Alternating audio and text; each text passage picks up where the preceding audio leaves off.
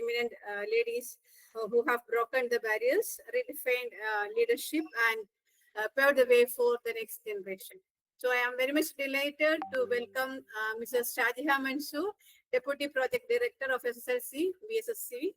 Then Dr. V.R. Jisha, Professor of Dean of UG Studies at the College of Engineering, Trivandrum.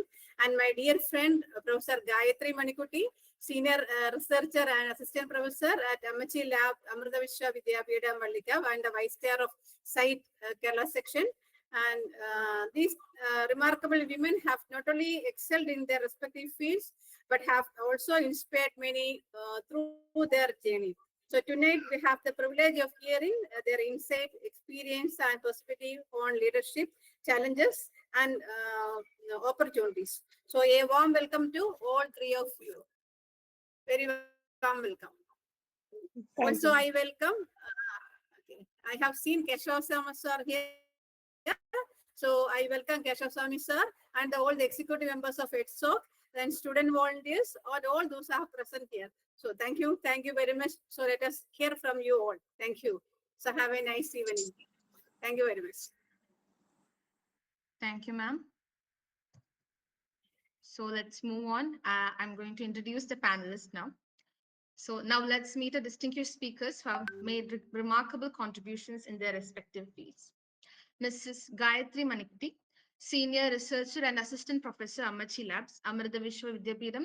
Mrs. 𝐺𝐬𝐿 𝐃𝐚𝐬𝐿 is a distinguished researcher and educator specializing in cutting-edge advancements in human-centered technologies.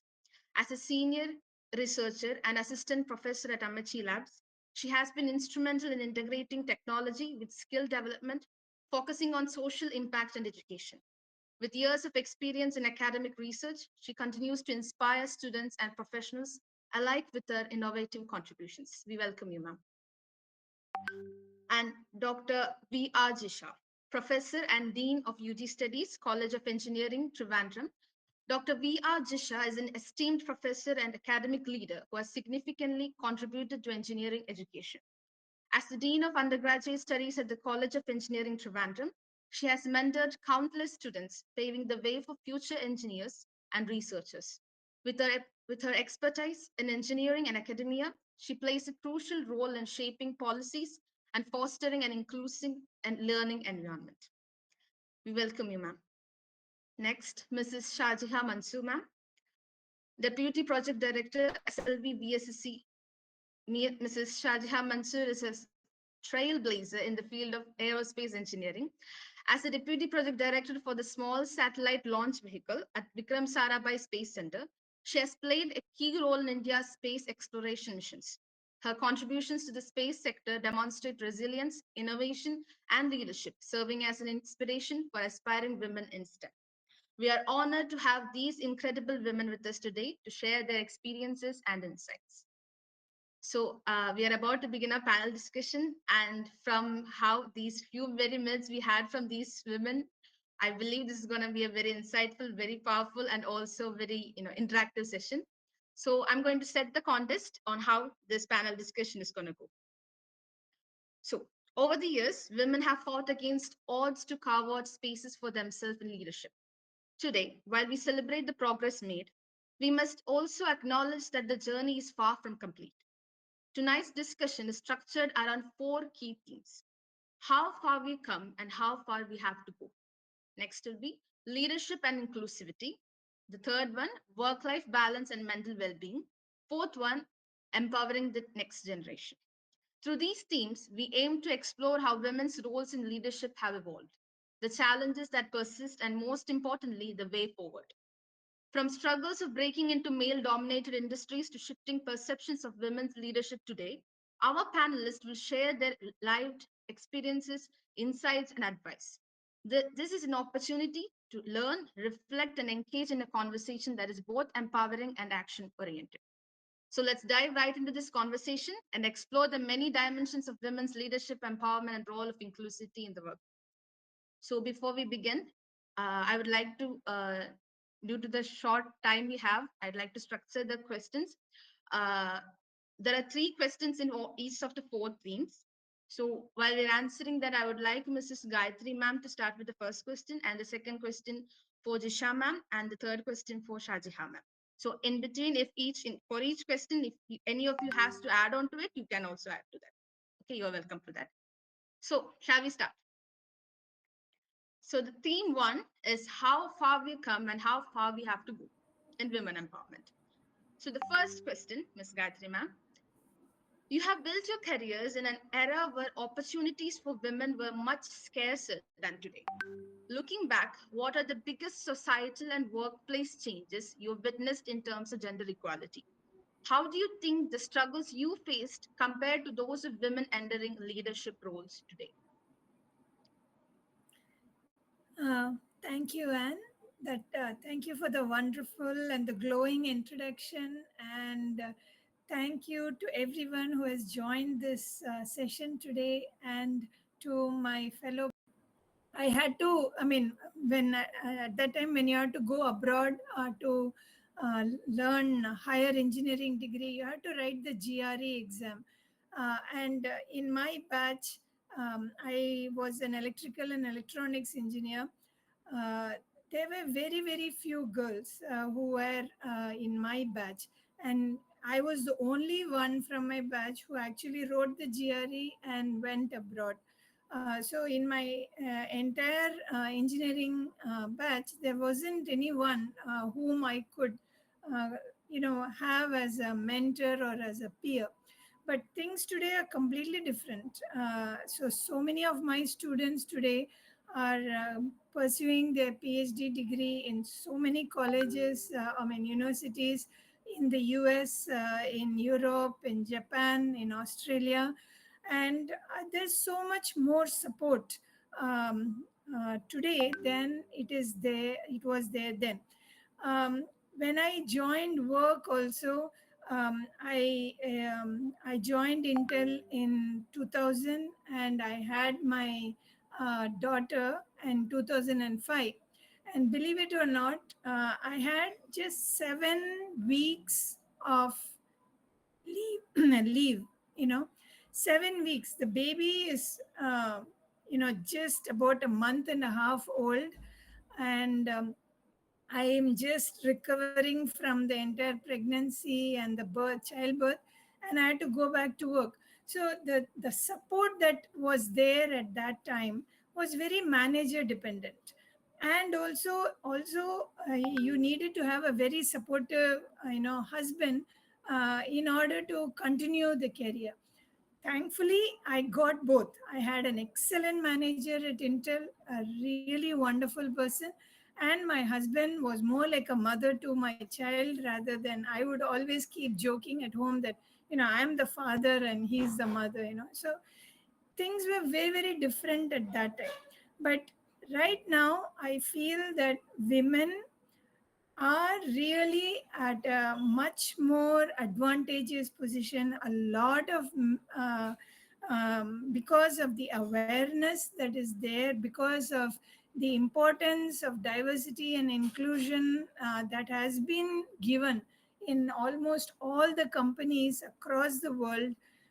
There is a lot of women in wonderful who are doing wonders, who are really in great leadership positions. And if you see across at IEEE Kerala section, there is just so many women leaders, I mean, who have been a lot of inspiration for me, like Mini ma'am, Bijuna ma'am, Sunita ma'am, Jisha ma'am herself. She herself is a fantastic robotics engineer. So I think that a lot of women have come forward, and I think it is a great testimony to the gender equality. I would also now let other panelists contribute to this thought.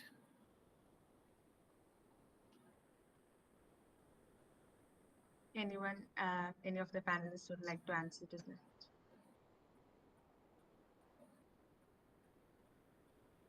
Okay, if no, thank you, Okay, ma'am, for the wonderful. let me, yeah, and let me also agree with Dr. Disha. And once you compare your opportunities at that point of time and what you guys are budding technocrats today, what they are getting is it's more different, and we have come to far more. We have traveled, and still I feel the woman empowerment truly depicts if women are in leadership roles with a role for decision making. That is lacking still today. And this year, 2025 theme for this International Women's Day is nothing but the tagline is accelerate progress. The rate at which this has come will lead to women equality we can achieve only by 2158 as per the World Economic Forum assessment. So we need further more acceleration, and I am very happy to hear from Dr. Jisha that she could do everything extremely well in her profession, as well as she could have a balance between personal life and professional life. Still, once you think in totality, I think we have to go further more. Absolutely, I ma'am. would also add one more point to what the other speakers, panelists have conveyed. So initially, let me first thank 𝐁𝐸 for this opportunity, and so happy to be with two more experts in this panel. The main point I wish to convey regarding this is that, like, the nowadays scenario has changed. See, women are having more entry level opportunities. Okay, in entry level, if you look at the campus placements, so generally girls, boys, like there may not be like not much bias we can see, but breaking into leadership roles still remains difficult. I think maybe due to unconscious biases, or I am not sure of that. So so happy to see that these discussions are happening. So achieving the true equality requires a continuous effort from all of us. One thing, by mistake, I told Dr. Jisha. It was Gayatri Madam who has spoken first. Sorry. Afterwards, only I realized it. Okay. We are meeting for the first time, no? So such confusion came. Sorry. No worries, ma'am. Yeah. Okay. So thank you all for the beautiful answers, all three of you. And thank you, Gayatri ma'am. So shall we move on to the second question? It is for Disha ma'am. So as students, we experience a different, very different atmosphere in colleges and universities today compared to the workplaces where many of you even built your careers. Do you think young women now, like us, when we enter the workforce, we will be shocked by the realities of industry life? How have professional spaces evolved and what gaps still exist? Okay. See, like in colleges, in universities, especially in Kerala, I don't think there is much bias. Uh, See, like when I started my career, professional career 25 years ago, I think professional spaces were largely male dominated in STEM or especially in engineering. So why I am telling like that? Because no, like see, I am a 1995 graduate of CET. Okay, so if I look at my class strength, boys versus girls in that time, during that time, so I studied in CET during 91 to 95. So that time, no, like that time itself, around 50% of the students were girls. Okay, so many girls were there in electrical engineering. I pursued electrical engineering. So if I look at the number of my friends, or uh, who are, or ladies who are in professional spaces, you know, like, or like in good leadership position, I am not able to locate or identify many more than I should say not more than 4 or 5.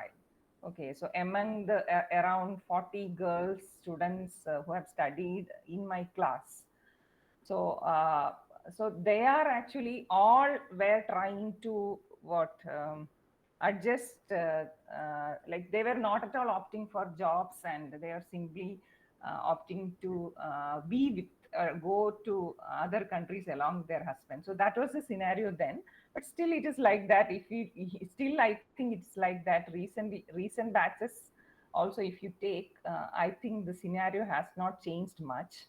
And if you come to the real workplace, no, in academia, you won't be able to see that much biases. I see mainly in a government institution like where I am working, but no, like in other industrial kind of like software industry, IT industry, like that.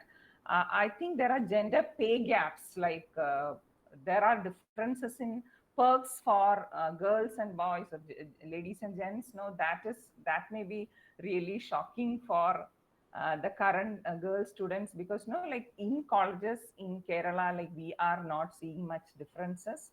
And there are going to be challenges in work-life balance also, especially for women aspiring to be in leadership roles. And see, there are so many the positive things happening, greater awareness on gender diversity, more inclusive policies, better legal protections, all those things are there. But still, and that some of the companies are actively promoting diversity, offering mentorship programs, all those things are happening.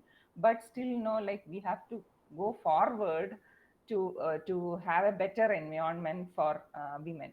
And young women, like you should seek out supportive network. Like see, IEEE is a very good networking platform for that, and continue to push for and like an equitable professional space. So that's what we should try for. Thank you, ma'am. Thank you for the answer.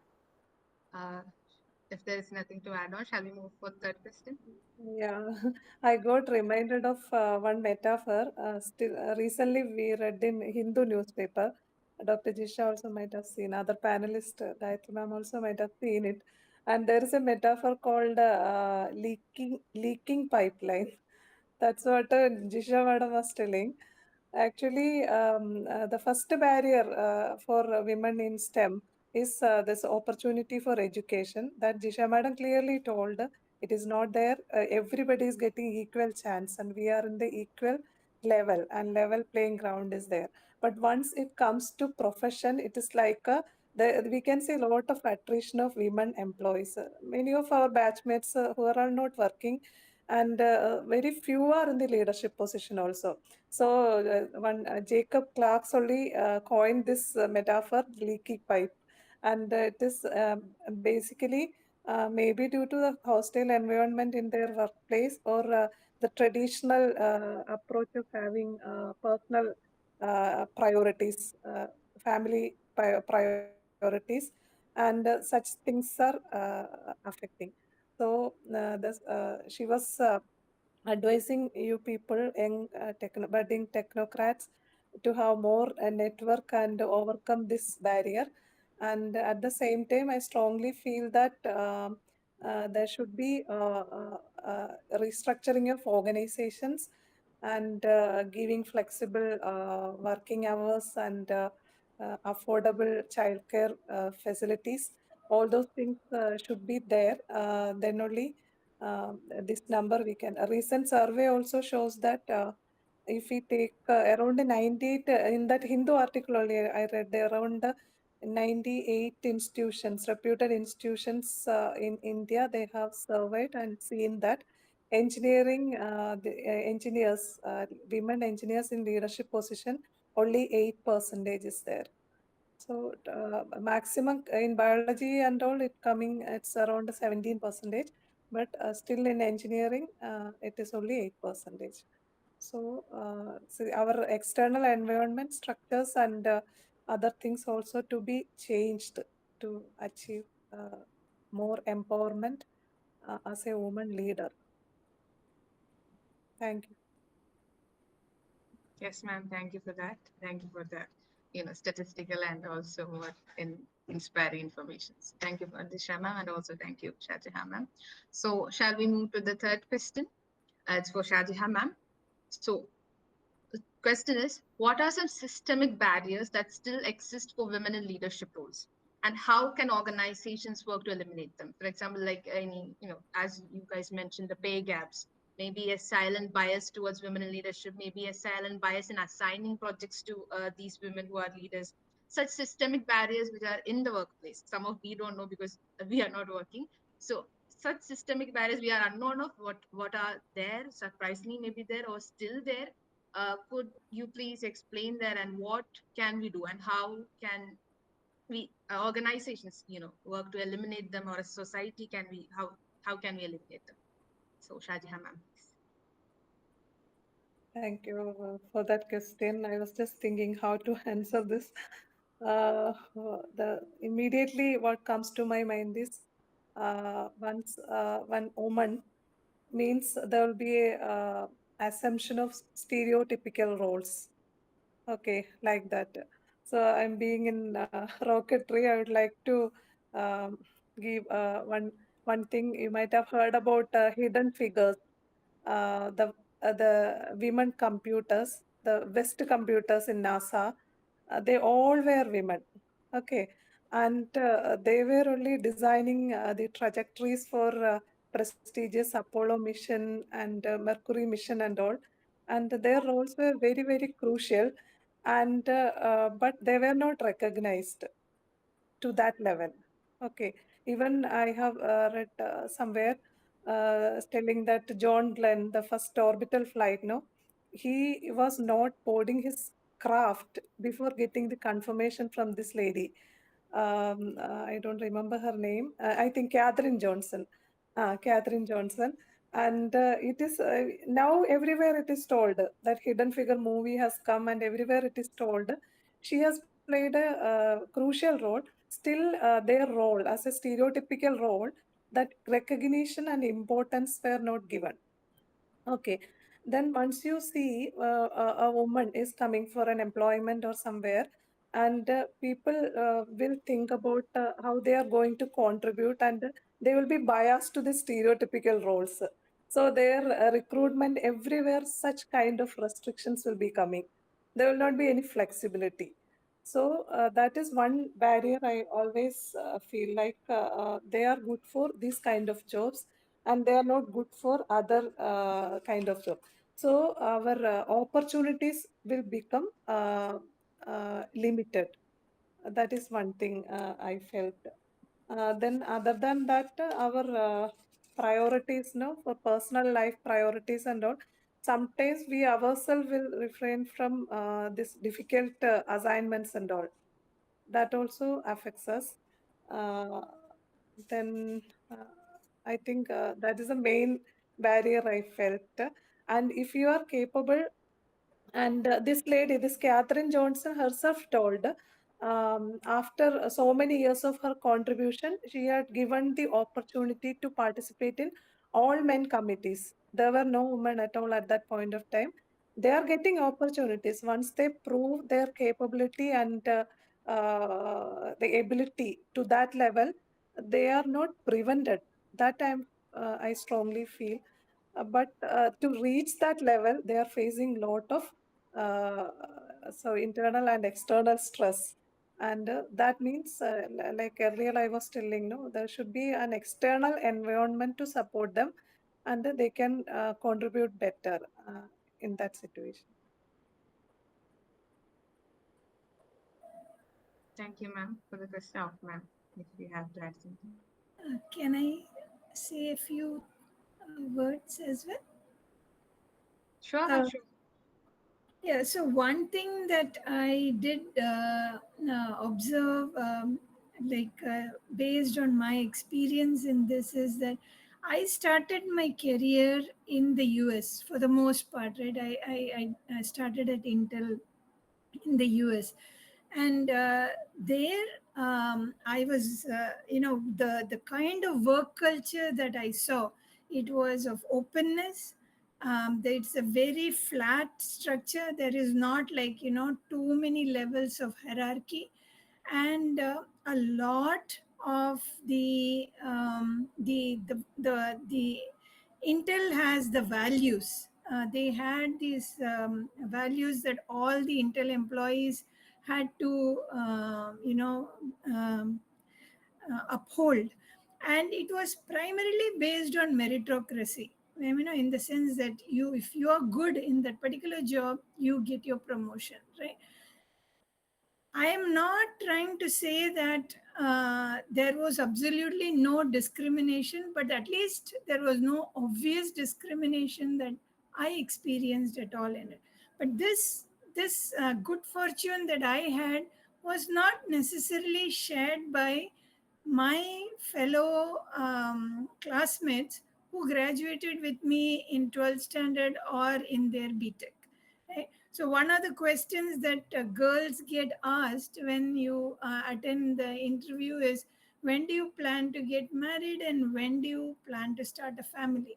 To me, this is an absolute wrong question to ask. In fact, if anybody were to ask that question, I don't want to join that particular company or that firm, because it is my personal choice. It is what I believe in. It is my value system.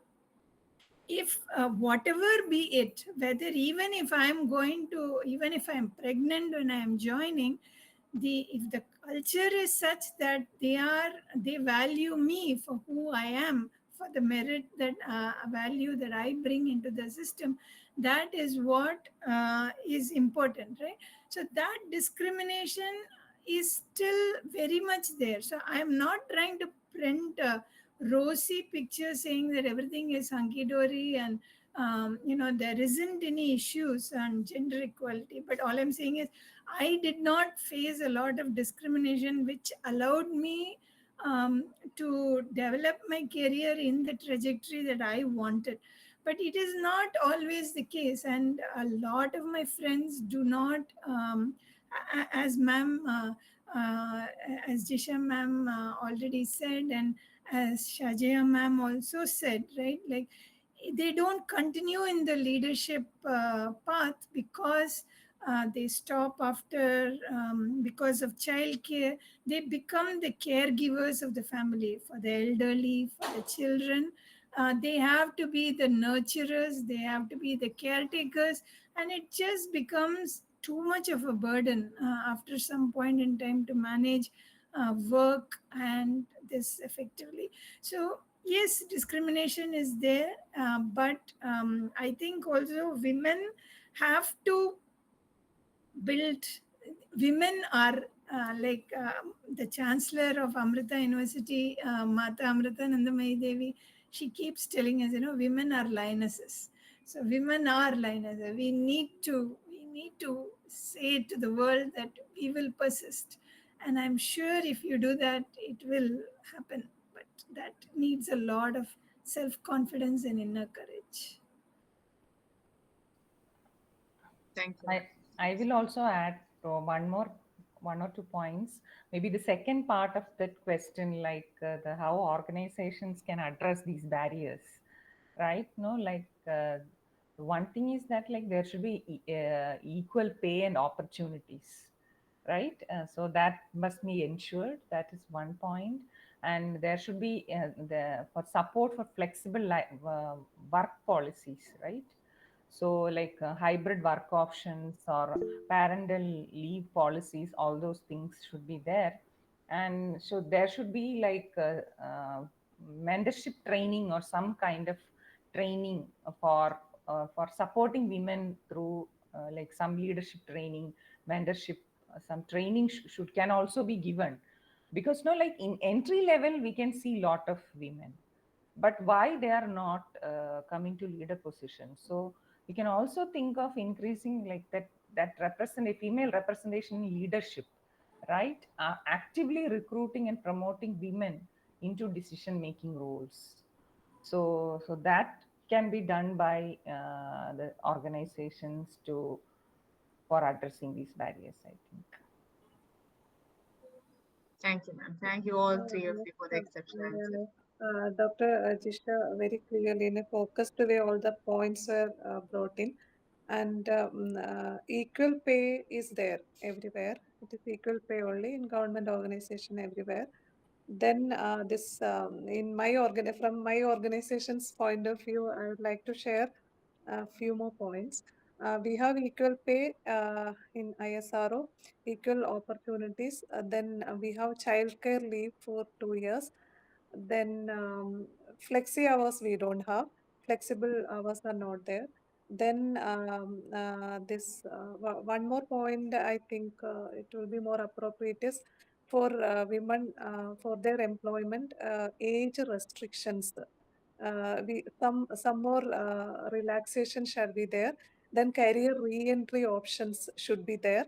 If we take this kind of jobs, so such an options are not exercised so far. I don't know whether it is there in some private institutions or companies. I do not know. So career re-entry opportunity and also age restrictions barrier. Such kind of restrictions shall be removed while recruiting. That case they will get even after a long career break also they can do better because they are lioness, as other speaker was telling. They can do it, they can restart it and they can contribute better, and definitely they should be in the decision making roles, and they can motivate younger generations also. That is the one important aspect that came to my mind after listening from other two speakers. Okay, ma'am. Thank you. Thank you so much for such a detailed explanatory. I believe this question was well answered by all three of you. So thank you. So with that, we're closing our first theme. We're not really closing it, but due to the limitation of time. So let's move to the second theme. So I'm very glad, by the way, I prepared questions from all the themes you are talking really. So that is actually the four themes. So I'm glad, very glad for that. So the second theme is leadership and inclusivity. And the first question to you, Gayatri ma'am, but I need all three of you to answer this because this question plays a very important part in all the attendees here. So I'll ask that. So the question is, as all of you are exceptional leaders in your fields, could you give us a timeline of your journey towards becoming the professionals and leaders that you are today? In other words, could you share your educational and professional milestones that shaped your path to leadership? And the relevance of this question is, let me explain that, because when we students, when we hear about, a woman on leadership, first we're, how did she reach there? Like, what is her education? How did she, step by step that work, this question, this, when we hear women explaining, telling us that, milestone by milestone, step by step, how they reach, oh, we get inspired. I don't know, just, I cannot express it. That much we get inspired rather than, the other talks of women empowerment. Like, we can do it too, just that kind of inspiration we get. So this question is crucial. So I request all three of you to answer how your education was, how your, different steps of your career was, and how you are today. So Gayatri ma'am, we'll start with you.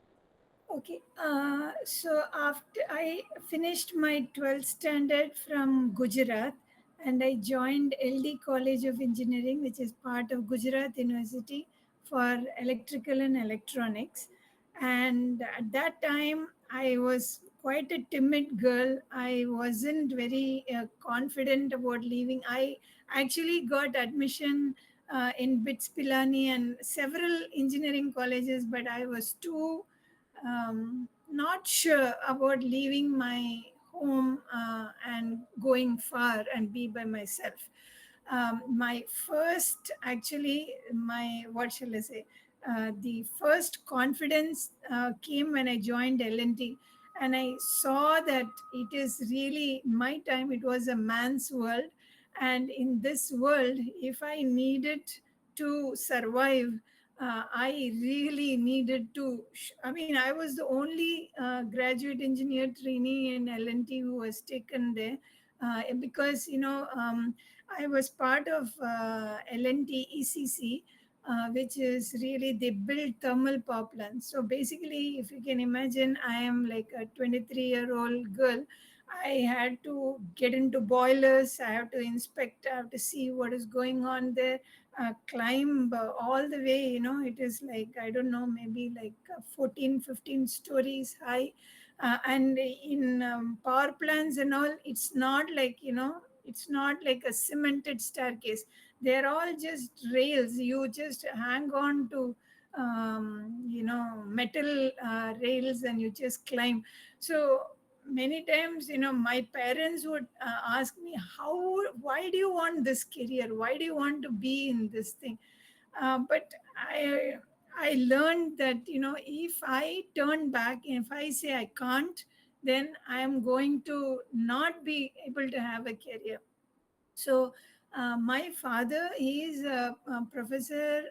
He was a professor in IIM Ahmedabad, and he wanted me to take an MBA degree.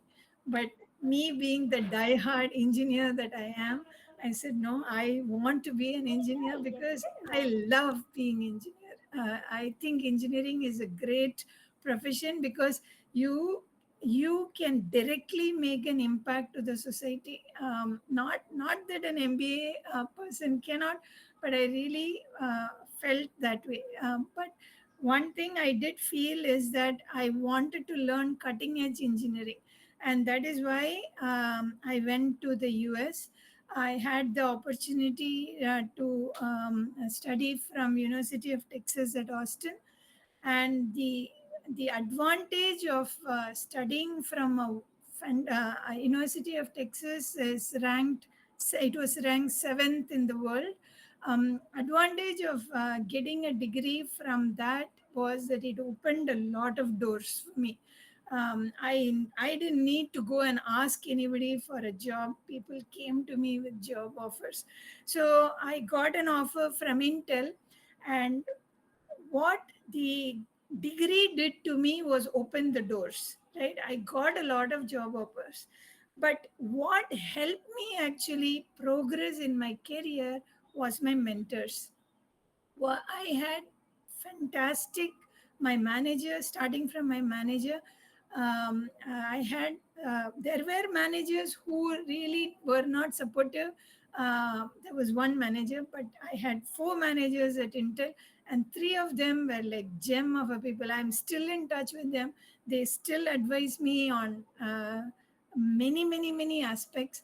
And because of them, and they told me how I should plan, how I should strategize, what is it that I should get into. So the one thing I will tell you, which is one of the critical things for which defined my career, was the mentors that I got. They really shaped the trajectory.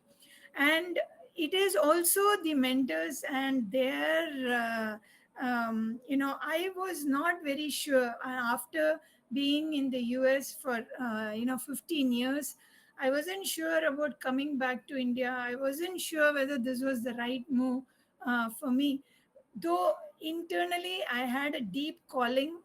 India nurtured me. India made me gave me the engineering degree. And I really went to the US only, to upskill my knowledge. But US is very tempting place to be. We had a car, we had a house, we had the dream job that we could have. Why leave it and come to India again? But the fact that India has a lot of opportunities, a lot of ways that we could contribute, made me come to India not to join industry again, but to become part of academia. And one of the reasons that motivated me was this idea of giving back to the society. I felt that now I am in a position to be able to train future generations, impart whatever I have learned in the US, and come back and give back to the country that really made my career, made me who I am.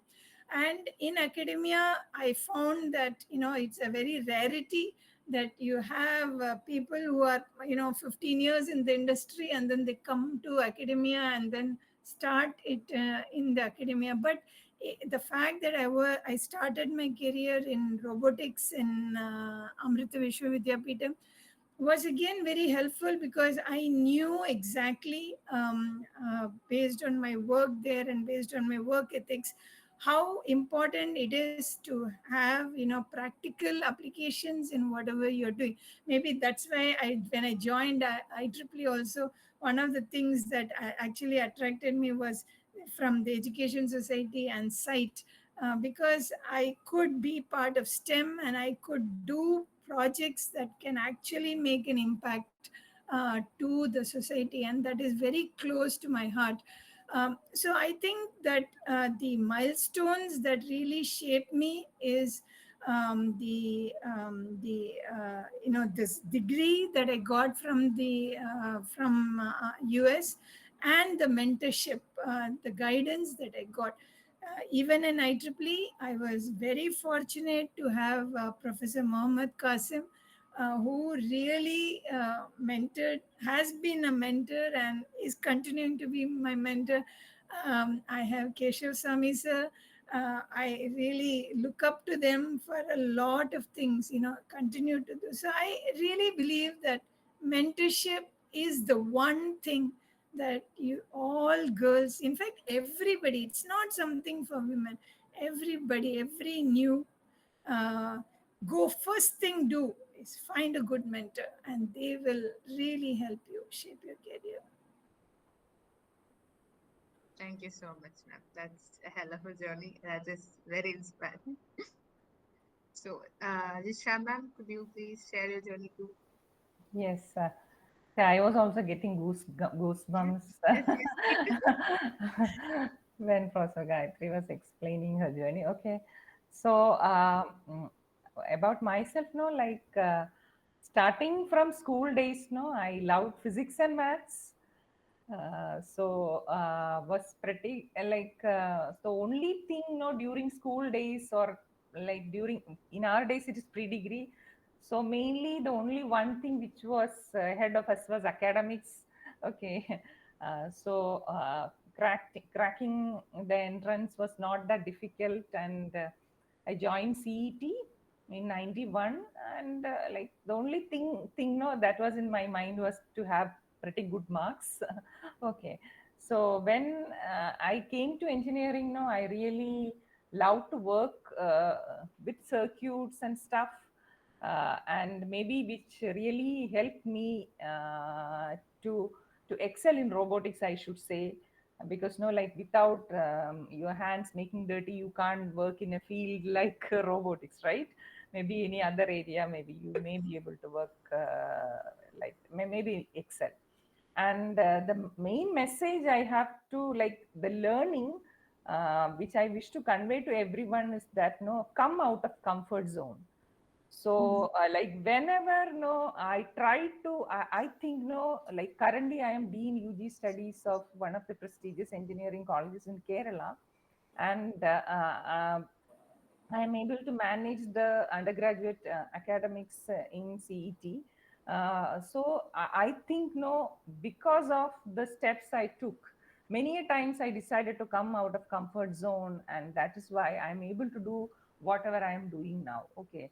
So the first step, no, like initially I joined CET as a faculty in 99, I should say, while I was pursuing my master's. So my master's was also at CET.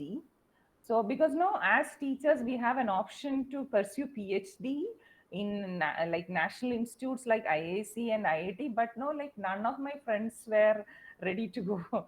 So that was my first decision, the first instance, no, when I decided to come out of comfort zone to pursue my PhD at Indian Institute of Science, Bangalore. Okay, so that was really a game changer for me, and like see, like the exposure you get in these kinds of institutions will make you really confident. Okay, so I will also advise you to choose higher studies in a very prestige like national institute, or like Gayatri ma'am was telling, you can choose because no, that is going to really change your confidence level. Okay, because no, you are going to work with those people, and you're getting results, your papers are getting published on, like automatically your confidence will be like much higher than the previous, I should say the previous Disha. Maybe after IAC and before IAC, I will say like I was much more confident. And then no, like the second instance was, I should say, taking up responsibilities. Like once I was offered like there was a chance to become the secretary of CET Alumni Association. So if you look at CET Alumni Associations, there are around 50,000 alumni. And I was the secretary of that alumni association. And so that was indeed a learning experience for me. Okay, so I should have denied. Okay, so there are like there are so many other maybe excuses I should have told. Okay, but no, I decided to take the responsibility. And then no, coming to IEEE also, I was with the Robotics and Automation Society chapter. Initially, I took the role of a vice chair, and then being a chair, no, it was a fantastic opportunity for networking. Helped me network with industry experts, senior academicians, no, like as Gayatri ma'am was explaining, people like that our previous chair, Mini ma'am, and Sharda ma'am, you know, like all Vijina ma'am, all those, you know, like they are really like inspiring individuals, and these networking also really helped. And like see how they are managing the events, know how they are managing the conflicts, all those things, no, like were a learning experience. And when you come to leadership positions, no, all these things you have to manage, and these learnings will really help. So the only regret I had, no, like when I now I think back, is that no, like during my college days, I was too much into academics. I should have been into some of the technical and non-technical clubs also. Maybe like being part of sports activities also good, no, like to have the sportsman spirit and to overcome the fear of failure, all those things, no, like you have to be with some of the technical clubs or sports activities, which I couldn't do that. No, I'm just conveying to the younger generation. So the main message, no, I have to all of you is that, no, like come out of the comfort zone from this. Like currently you are students, majority in this meeting are students, no, like when people ask you, okay, can you compare this, Anne has come forward to do this, no, like that, no, like if someone is asking to propose vote of thanks, organize a program, take that up. Okay, so there will be so many difficulties, no, at the start, no, and no, like you learn how to handle that, and you'll be able to manage that, no, that experiences are going to help. So if you're always staying in comfort zone, no, you won't be able to grow. So that's the main message I have. Thank you, ma'am. That's what very relatable about breaking out of a comfort zone, especially when we don't have any company with us. Like if our friends are going, we go. If the friends are not going, I'm not going that college. I don't know anybody there. So yeah, thank you for that incredible journey. And Shadiha, ma'am. Okay. My case, my early schooling and all, um, I studied in Malayalam medium, and I had a lot of insecurity feel when we went to pre-degree college and all. But as Dr. Jisha was telling, no, I always had what do you say, an impulse to score more and more mark. So I started liking maths, and pretty well I did. And fortunately, I could do this entrance examination also. Not that good to some extent. Then I joined CET for civil engineering. And then in one of the recent management development program, they asked one question, which is your most important decision you have made in your life. Then suddenly I started thinking, what was the important decision in my life? But because our marriage, everything is fixed by others and it is not our decision, then I thought about my studies. My parents, I am from an average family background, and they were not employing in government or not where they were only farmers. And they were very much proud about me since I am scoring good marks and I was good at school, and in college also, even after switching over to English medium, I did not face much problem. I had a lot of issues, but I could manage it. And my case, if I tell frankly, ഒരു പൂ കൊതിച്ചു ഒരു പൂക്കാലം വന്നു എന്ന് പറഞ്ഞതുപോലെയാണ്. I wanted to become a teacher, a school teacher, but this destiny went like this. I could get engineering. Then I joined CET. Then I changed over to TKM to get mechanical engineering branch. CET, I got only civil engineering. Then people told your job opportunities will be limited. This mechanical will give you more opportunities. Then I did not consult anybody. Suddenly I took that decision in my second counseling and changed over to mechanical. Then my major personality change happened in my college thanks to TKM Engineering College. And I studied, we were in 3 batches, all were boys, and we were only 3 girls in that class. And they treated, they are the one, my batchmates are the one who taught us what is gender neutrality. They never considered us girls. And we were taken everywhere, and internship program, project work, everywhere we were taken. And it was like for me in particular, they used to tease me also. When you joined, you were like this. At the end of 4 years, you became like that. I am thankful to them. And TKM college also. I fondly remember my college memories and all. Then I had a 1 year period as a teacher in MES Engineering College. There also, I was just coming out of college and joined as a teacher. Then I joined ISRO. There only your question, no, Anne's question becomes more relevant. I was interested in manufacturing engineering. And whatever we study, Dr. Jisha was telling, our prime importance is for scoring marks. We will not study much, to be frank. We will not understand what we are studying also. Then that time we cannot travel. There are not much YouTube videos and all. No, what we are studying, teachers also may not be to that extent. They will not explain things and all. Then after joining, I told I want to be there in manufacturing area. Then this gents around us started advising me. They will become more overprotective. You don't choose this. Once you get married, you will face lot of issues. You don't go to shop floor and all.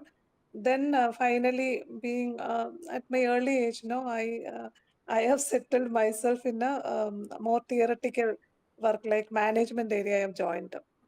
But one thing I learned, I had a lot of mentors there also. We used to conduct a lot of technical reviews and all. Then whichever topics comes to us, I felt like you give your best at whatever be your assignment, you give your best and you can develop interest in that. Then I had, there I was doing good, and I could get promotions and all as I desired. There were not much setback. Then I joined this project. Project is like you are a system engineer, you can work, and this rocketry and all, there will be a host of disciplines, including mechanical, electrical, electronics, control system. All those things will come. As a system engineering core team, you may have to interact with all these people and get the things done. And what I felt was in a rocketry, if you take, there is only a narrow line between success and failure. You have to be very, very careful, and you have to doubt each and every system once you go to the launch pad and all. There you have to work 24 hours, round the clock working will be there. There also our gents, our male colleagues, they will advise, you go and sleep, we will take care like that. But I never do that. I will tell, I am not like a lady. I am a professional like you. I will also join to it like that. That spirit I had, still I am keeping it. I am proud of it. And I feel you all should imbibe such qualities, because you don't compromise and they will be overprotective. You after all, I like to hear from them, yeah, you are participating in this and you are part of this, like that recognition only I need, not the overprotectiveness and caring mentality. That's all. And fortunately doing good, and it's okay, I can go further also. Thank you. Thank you, ma'am. Thank you so much. I'm very glad all these 3 journeys were very much inspiring. Yeah, and yeah, there are goosebumps right now. So, shall we move to the second question, which is for Disha, ma'am? Uh, so, have you noticed any differences in the workplace when a woman is in charge? How decision making, project execution, or goal setting differ when a woman leads? You may share your experiences sometimes when you were led by a woman, or the changes you feel you have made as a leader yourself. So, Disha. Okay. So generally, I think women leaders, they often are looking for collaboration and inclusivity in decision making. I think rather than directly taking a decision for a particular situation. So they are generally what I've seen is they tend to seek inputs from team members and to get the diverse perspective and then only take a decision. So that's a general thing I feel, but there are some sometimes they may act like we will not like in some situations. In my case, I have seen in some situations, maybe like some people are not afraid, like whether this rule will be violated, whether this rule will be violated because of that. Some people are afraid, but generally like in decision making they are they work in collaboration. And project execution, I think they are more systematic. They are like things, they are executing things in a very structured way. They plan it in a structured way, and then they start executing, so which helps in smooth execution of some project. So that is the general thing which I've seen among women leaders. And regarding goal setting also, like that vision setting is important, right? They are setting realistic goals itself, and they tend to ensure that the goals are aligned with team capabilities. Like you cannot just have ambitious goals, like the aspiration, like whichever are achievable you can set. And often which is focusing on the professional development alongside the task completion. So that's the general thing about these three things. I think these are the characteristics of a women leader in these three scenarios. So, thank you, ma'am. Shall we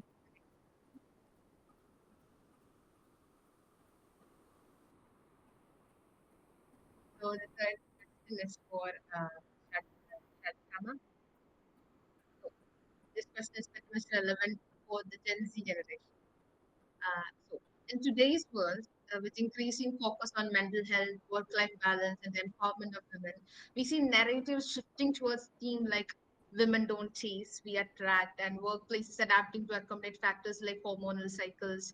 While these conversations bring up valuable awareness, okay, uh, they contrast starkly with the struggles that earlier generations of women leaders faced to reach where they are today. So how do you perceive these evolving mindsets? Do you believe they empower women further, or risk diluting the resilience and determination that defined the pioneers of women's leadership? So, for example, in Instagrams or through the media, especially, and there's a trend going on, this soft feminine energy which we should always possess. That's what we are saying. And sometimes it's working. We agree to the feminine side, but when I think about it, did every women who are in the leadership role, who have achieved something, who we look up to, did they get that soft parenting thing in their workplace during their lives, and such mentality? So for us who supposedly or unconsciously or consciously adopting to such mentalities, will that affect us very much? Such and also there are trends of home work, balanced work times, based on our hormonal cycles, etc. So I don't believe any of you had that. So will that pull us back, or what is the reality of such upcoming trends and new changes? which is also relevant, but what is the reality? So Shajiha ma'am, please. And I could not hear all in between. This voice was breaking. Can you just give a gist of what you told once again, please? Okay. So ma'am, basically, am I audible really? Is it clear? Yeah, now, yeah. I was Okay. just listening. At the end only I could hear. Oh, sorry. Uh, So basically the question is, in today's world, there's increased focus on mental health. Like we should, even if we are women, we should be in our feminine side. We should be more close to our feminine side. We should not chase, we attract things. There's a lot of soft parenting mode going on, especially in media and Instagrams and all, where we spend time. There is such a trend or mode that that deviates us from the strong hardship we should actually follow.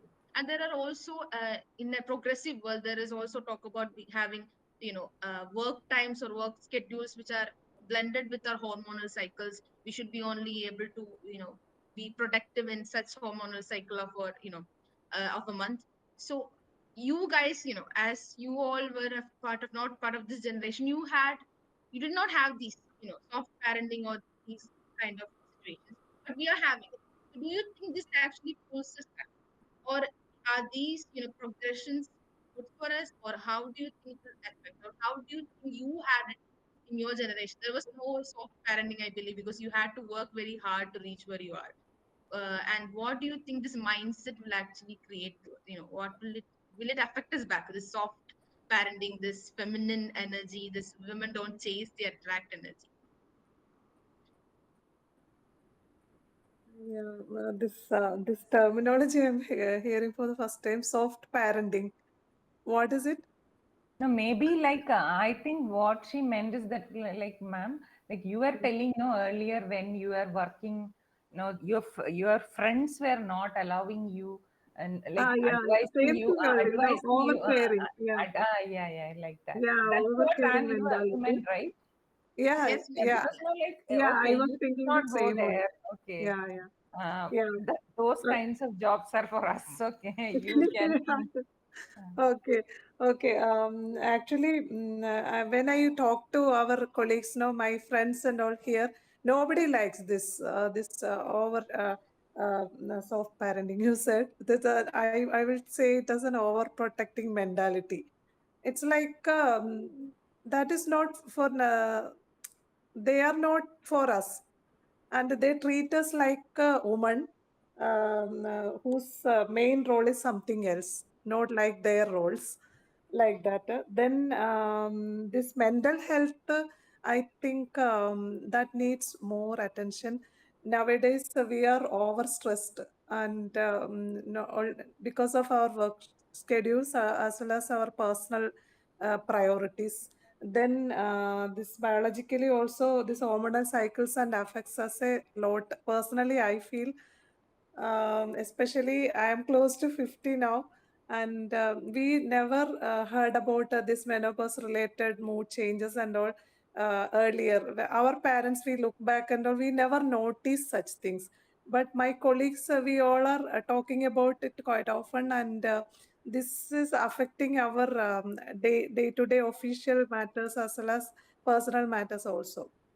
So from that angle also, the in our organization, I feel like for menstrual period leaves and all should be allowed.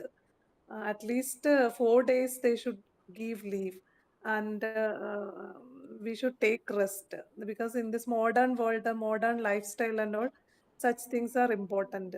While even though we are talking like equality, gender equality and all, biologically we are women, and we have our own difficulties and problems in day-to-day life. Then I feel that is one thing I get. I hope I could answer you. Others also can respond. Yes, ma'am, you answered pretty well. That's exactly what I focused on the question. So, shall we, if there anything to add by anyone else? I, I wish to add one point actually, like because recognizing all these challenges, there are hormonal cycles are there, then work-life balance, all those things are needed, but no, like that should not translate into lowered expectations or assumptions of about capability. So okay, you should not think that okay, so that's a lady, she won't be able to take a good decision, or she is not capable. So that kind of expectation should not be there. All these things, no, these awareness about mental health, work life balance, all these things are good, but no, the expectations, no, that should be good as like a men counterpart itself. Yes, I can highlight with one example. This I was talking about 2 years childcare leave, no, for ladies in central government departments. But in my office, very rarely people avail that leave, including me. Your promotions and all will be informally affected. Formally, will not be affected. Once you go to the department promotion committee, their consideration will be based on your absence. Okay, if you are absent for quite a long time from office, your promotions will be accordingly, you will be assessed. Okay. So people are not availing. Then, like Dr. Jisha was telling, it should not, such concessions should not lead to misinterpretations like once they take leave for this on this account, they are not productive compared to their male counterparts. Such a feeling should not be there. I think each woman must equality is not about men deciding what is good for women and telling women what it is. Equality is about every woman deciding for herself what is right for her, and men giving that space for the women to make their own decisions on their own career, right? Equality is not to be patronizing, and um, not to be overprotective, but to allow somebody to grow. So that is really true equality. And so if the present generation feels, based on all the social media, that all these considerations are important, and if a girl wants it, then if the place is promoting gender equality, they should give space for that. If the girl doesn't want it and they want to work, the the place should give the space for that too. So every human is different. Nobody needs to have a rule or patronize any ideas. It is about giving space to treat a person as a human as they want them to be. Thank you, ma'am. Thank you so much. Thank you, all three of you, for contributing to that answer. And I hope that was, for all the audiences, that was an answer for all of your concerns. And let's move on to theme 3, which is work-life balance and mental well-being. So before, when I show, okay, one more thing. If I'm not audible or the video is blurring, please inform me, someone. Okay. Yes. And theme 3, work-life balance and mental well-being. So before diving into this theme, I had a real conflict about the theme itself being a theme. So so the session will, three questions will, traverse through why my doubt was there. So first question, Gayatri ma'am, work-life balance is often stressed as a key issue for women, but we rarely see the same emphasis placed on men balancing their professional and personal lives. Women are often expected to excel not just in their careers, but also as mothers, good daughters, good wives. Do you think this societal expectation is fair? Or should we reframe the conversation around work-life balance to include men equally? I'm asking, is this theme needs to be a theme itself? Because when we talk about women, always there is a work-life balance, mental well-being. Okay, should it be so much stressed? Is it yes or a no? I don't know what you guys feel about it. So again, I think I answered this in the previous question. It depends on the woman, right? The society should not impose a certain stereotypical job on a woman, saying that she has to be the nurturer and she has to be the caretaker. As I told you, with me and my husband, it was always the case that he was like the mother. He would drop my daughter to school, pick up my daughter from school, made sure when she comes back from school, she has food, and I would come back home after that. Yes, I would come and prepare the meal, and he would also help me with the meal. But it was not my job, that I am the mother, I'm supposed to take. It's not like that. It is about what works in a relationship, what works in the family. So, what is really needed is to break stereotypes. To not to encourage to see, the thing is, the stereotypes didn't come yesterday. Right? If you look at from the hunters and gatherers, men always went and hunted or did the whatever, got the food for the family, and women would cook. This is from like centuries of evolution. So it is in the men's genes. This is exactly how, again, our chancellor talks about it. It is in the genes of the men that they are supposed to be the provider, right? So there is always that patronizing, even if it is not extrovert, overt.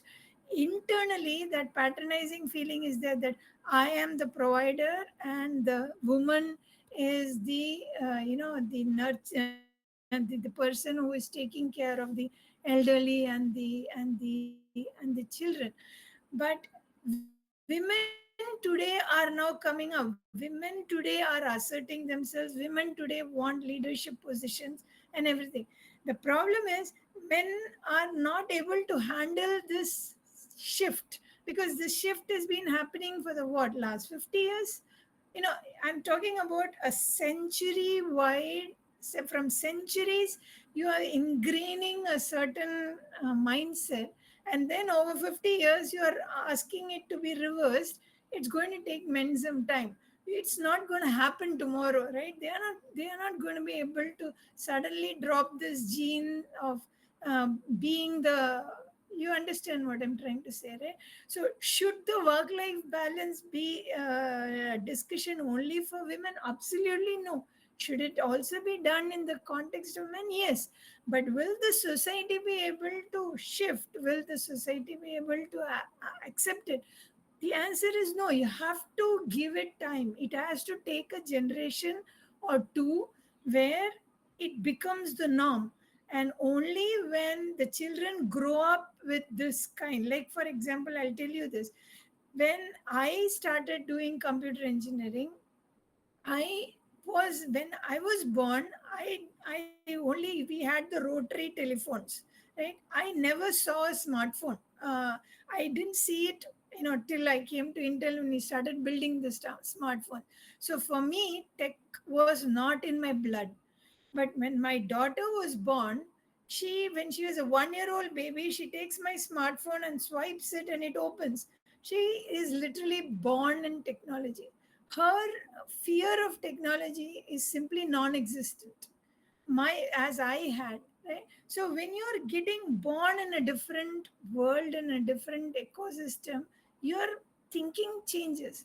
So will the work life balance be an issue? Yes, it will continue to be discussed. But maybe when we come to your children, when you come to the next generation, they'll be like, what work life balance? My mom is working, my dad. So it becomes culture. Culture takes time. And that's why definitely it should be discussed, but we should also give it time. We should give society time to adapt.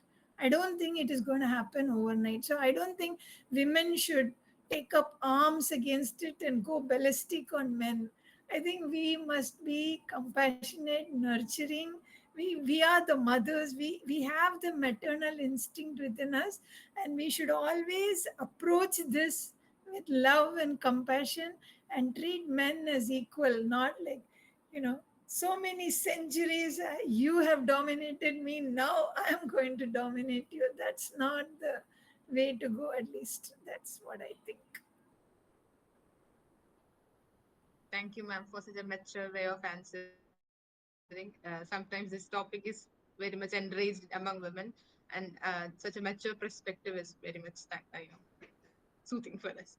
So the time limits us. So I would like to jump into the next final theme. So if any of the panelists would like to speak on this theme, if you have to add anything, could you please add that?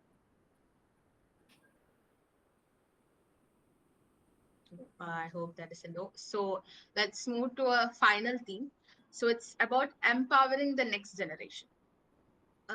So in this theme, I would like to focus on what about moving forward. So there are a lot of students in this meet today. So the first question to all three of you is, waiting for the world around us to change and empower us can sometimes be futile. So instead, successful women create and share opportunities. So could you share the key possibilities, chances, and opportunities available in your respective fields for upcoming women leaders? So I would like to start with Disha ma'am to share the opportunities, possibilities, chances you have in your field, and then move to Shajiha ma'am, and then to Gayatri ma'am. So, Disha ma'am. Yes. You mean my field means you meant academia or my technical field robotics? Both fields, ma'am, please. Okay.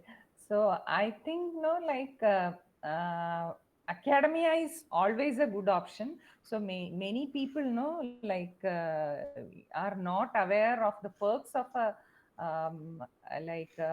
professor or associate professor. So they always think no, like the perks are more in IT industries, but no, in academia also people are getting very good pay. If you can just search for ACT seventh pay, the pay is really good compared to better than the IT industries, I should say. And the opportunities, in the research and innovation domain, definitely women has a lot of potential, like those who like STEM. Okay, those in STEM, and especially in AI, robotics, sustainable energy, biomedical. There are so many trust areas where nowadays women are working. And nowadays DST or like SERB is also coming forward with many options for promoting research and innovation among women, right? And I think no, in academia you can see a lot of women, but I doubt no the percentage wise no how many are in industry. In VSSC we can see a pretty large number, but and in IT industry also I think we can see many women, but in entry roles or the starting profiles only we could see many women, I think. And no, those who are into robotics, no, like nowadays we can see many entrepreneurs, startups coming up in robotics. No, if you think of robotic job profiles in India, majority are startup domains. So there are also many funding opportunities for women which is available. And also I always think in policy and advocacy roles also more women can come forward, because nowadays the percentage ratio wise it is too less. And we need to think of people from your generation, more people should come for decision making roles as well, rather than the ones the one academia, industry, or startups. In addition to that, there should be more women in policy and advocacy roles as well. Okay, ma'am. So Shajiha ma'am, if you can have to add to that. In continuation to Dr. Jisha, I will also agree to her points. Then you have more opportunities, and the world is now changing. People talks about more inclusivity and accelerate progress is our tagline. And the environmental cultural changes we can expect. Governmental level also, there are a lot of programs introduced in DST and everywhere to include more women. And still, I want to remind you or reiterate you one thing. you are good at academics and you can do any field, and even this defense area, fighter planes, everywhere women are there. Now only few areas where only gents are allowed. So it is open, your doors are open.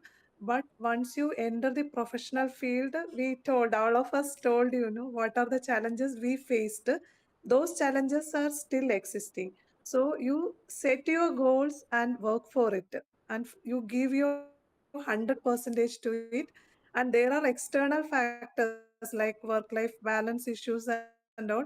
And there are modern technologies, automation, household things and all. Now it's almost automated with robotics.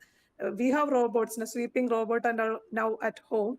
So you use it, like Gayatri madam was telling that their patriarchal mentality change may take some more time. Now, on an average, women are working 18 hours and men are working 8 hours, and they find time for their workout and all. But all of us are not getting that time because now our womanly values ask us to complete your uh, homely affairs also. So still, as younger generation, you have to do smart work.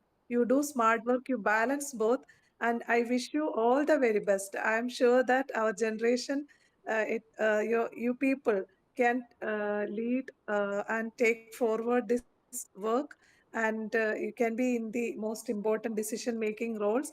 And let me wish you all the very best to you all, these budding technocrats. And I hope I can hear good news about you all, including Anne. Thank you. Thank you, ma'am. Thank you very much. So, Gayatri, ma'am.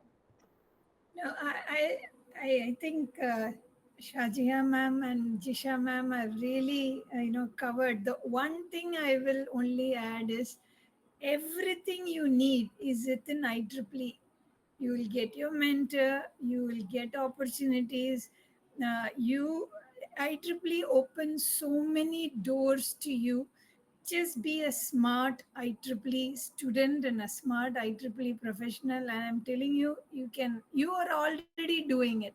The fact that you are conducting such a forum, you are bringing so many people together, you are trying to find out things, you are already there.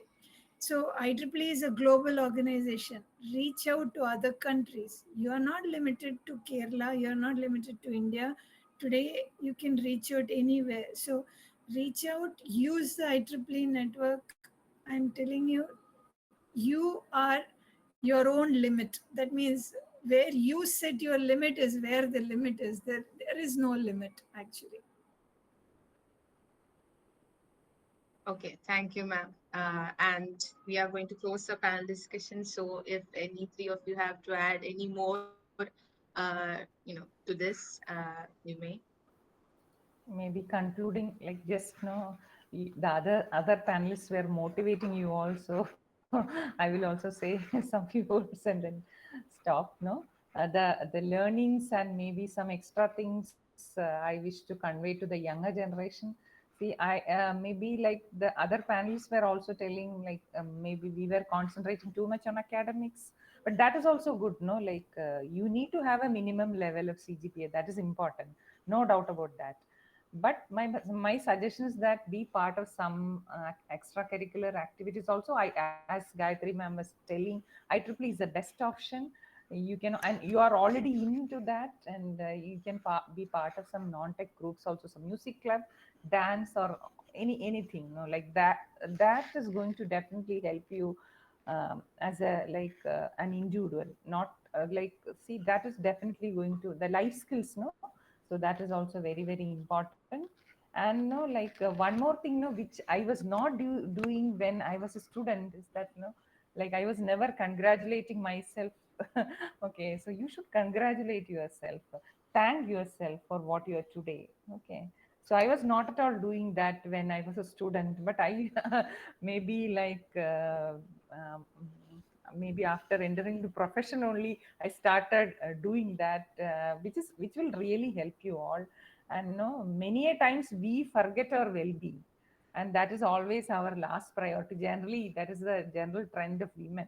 If you look at your parents, elders and all, no, they are giving least priority for their well-being. But you should not be like that. No, you should take care of first yourself. Okay. And then no, like one more message is that you must come forward, move out of the comfort zone. No, like that will definitely help you to go to places. Okay, definitely, no doubt about that. And you must start now itself. Okay, I have started doing it only after getting into job. No, you start you start doing that. So believe in your potential, embrace the challenges, and never hesitate to take up space in any professional setting. So that is the main message to all of you, and wishing you all the best. Thank you. Okay, thank you all. Thank you so much. That was an amazing session. So we are closing the panel discussion. So what an insightful and enriching discussion we have had today. Truly inspiring, truly hit the spots where we need to hit. So a huge thank you to our wonderful panelists for sharing the wisdom and experiences. Your words have truly inspired us to keep pushing for a more equitable and inclusive world. And so, to all our attendees, let's take this conversation beyond today. Let's uplift, support, and advocate for each other, ensuring that empowering women means empowering humanity. So, once again, thank you to all. So, let's not leave the meet now. We have to take a group peek now. So, those who can on your cameras, please, let's take a moment to capture this.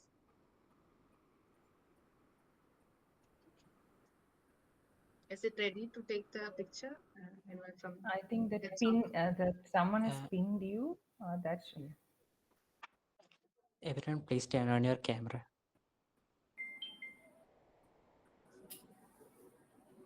Come on, guys, turn on your camera. Let's be with the presence of these legends.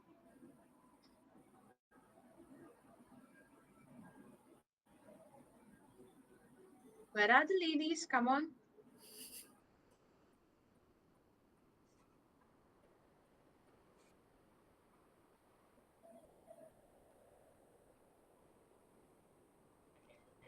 Ananda, are you done? Okay. 3, 2, 1.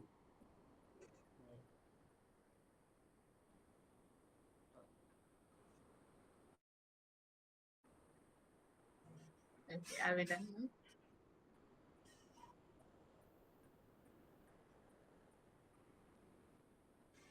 Ananda, I hope we are done now. Yeah, So, yeah, okay. done. So let's move on to the Q&A session. So if the audiences have any questions to ask, or if anyone here has any questions to ask to our wonderful panelist, shoot it now.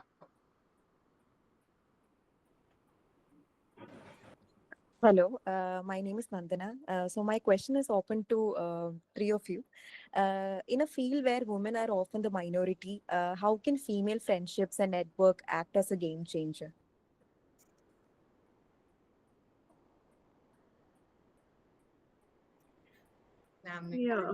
Yeah, they can share. I feel they can share their feelings.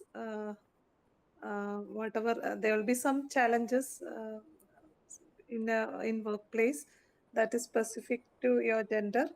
So female friendship is always good. We always enjoy, and personally, I feel it is helping. And because they can understand you better, and you can share your thought with them, and whenever you are getting stressed and all, it's an elegant ways not to react, and if you have to respond after some time, after thinking about it and all. Otherwise, people will mock at you. So, female friendship and female networking is found to be helpful as far as I am concerned.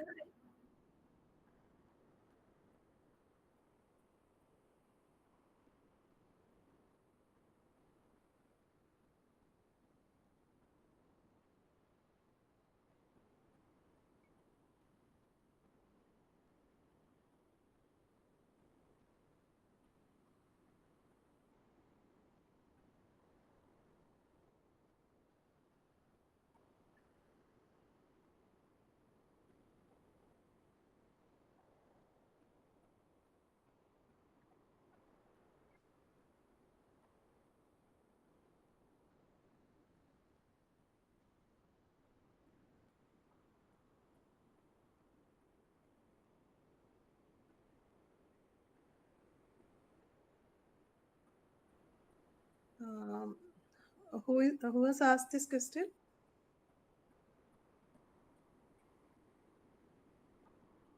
Aldrin.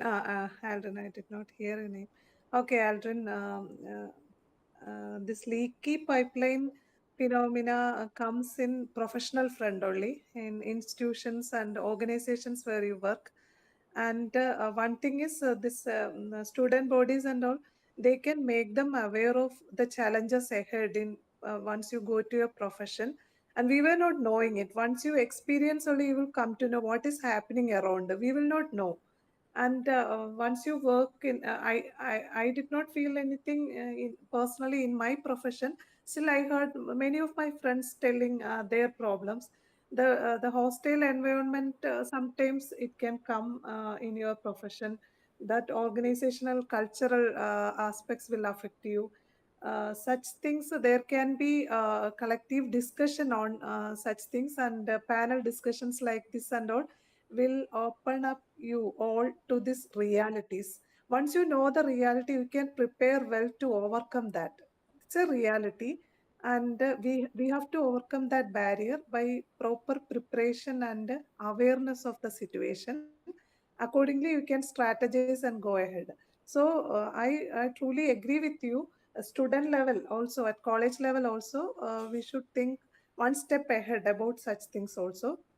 Then as a boy, as a male student, you people can motivate your female friends also, and that can give a lot of results in this aspect. And I think at this level itself, you should start thinking about such barriers and how to overcome such barriers and all.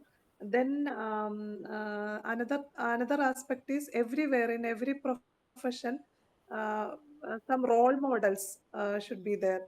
Then definitely, in spite of setbacks and all, we will go forward. After seeing that role, everywhere we will quote that role models. Recent re-entry mission of Sunita Williams gained a lot of news value and attention world over. She had made a lot of space travel, but this space travel was most important one because her own ability to withstand such hostile environment and how she could recover that situation and successfully accomplish that mission and come back. That is quoted everywhere. So there can be panel discussions, conference sessions, and all quoting such people, so that even small setbacks and barriers at professional front, we will be able to face bravely and go forward. I hope I could answer you. Others also can respond. Aldrin? Yeah, I will also add, yeah, one more point I wish to add.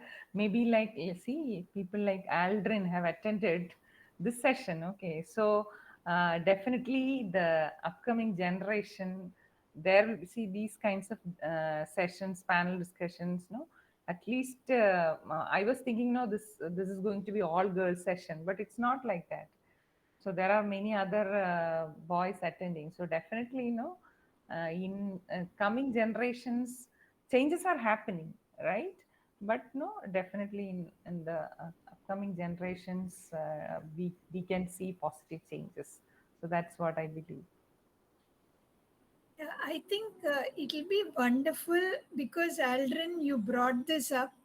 It'll be wonderful if IEEE EDSOC conducts some kind of a workshop for women who have had a career break, like an upskilling opportunity technical upskilling opportunity targeting women who have had a career break.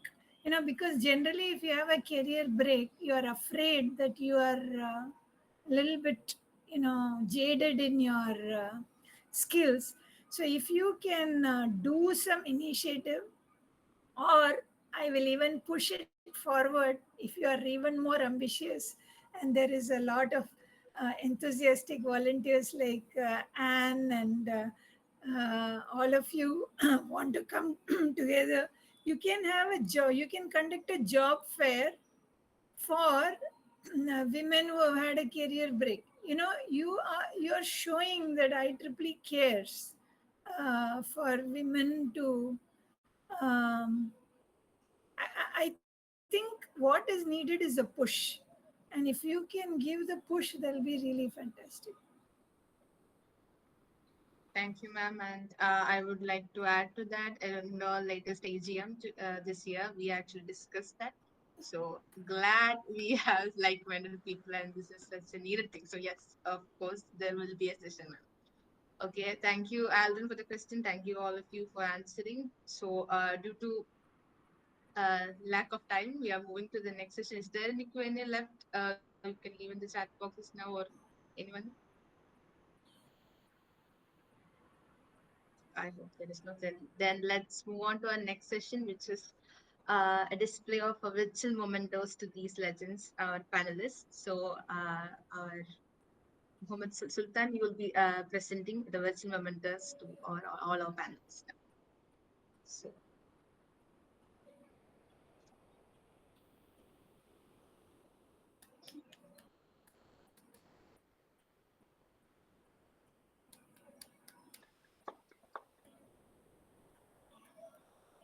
Thank you.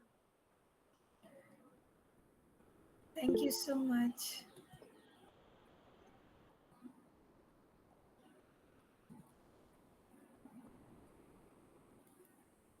So thank you all. We appreciate you all.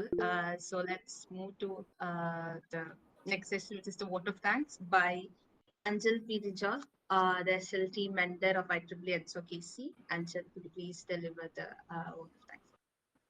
Let me also thank IEEE for giving me this opportunity, and let me also thank my fellow panelists and all the student members and Nandana, all others, and Sunita madam and all.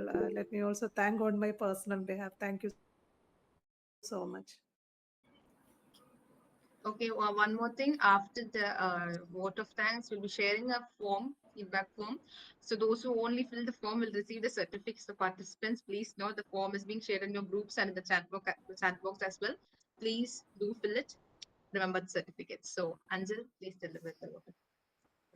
1 minute. As a chair of 𝐁𝐸, I express my heartfelt gratitude to all of you, great experts, for your valuable discussions on empowerment of women. And I hope surely we all come out from the comfort zone and become smart. Okay, once again, thank you all. Thank you, ma'am.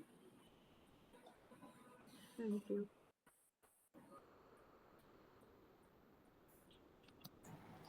Good evening, everyone. On behalf of the IEEE Education Society Kerala chapter, it is my privilege and honor to extend our heartfelt gratitude to all who made this session a remarkable success. First and foremost, a huge thank you to our esteemed panelists, Ms. Gayatri Manikutty, Dr. 𝐕𝐴, Mrs. Shajiha Mansoor. We deeply appreciate your time, wisdom, and the inspiring stories you share. A special thanks to the IEEE Education Society Kerala chapter team, whose dedication and meticulous planning made this event seamless and impactful. Kudos to the organizers as well as the moderator, Ms. Anne-Maria Saju, for expertly steering the discussion and ensuring an engaging and insightful session. I'm also immensely grateful to our audience for their active participation and thought-provoking questions. Your presence and engagement made the discussion even more meaningful. Let us continue to be inspired by the remarkable journeys and insights shared today, striving towards greater inclusivity and leadership excellence. Thank you all once again. Wishing you a wonderful evening ahead. Thank you. Thank you, Angel, for the vote of Thank you thanks. so much. Thank you. Thank Thank you. you. Thank you all. Good Yeah, night. thank you all. Good night. Night. Thank you.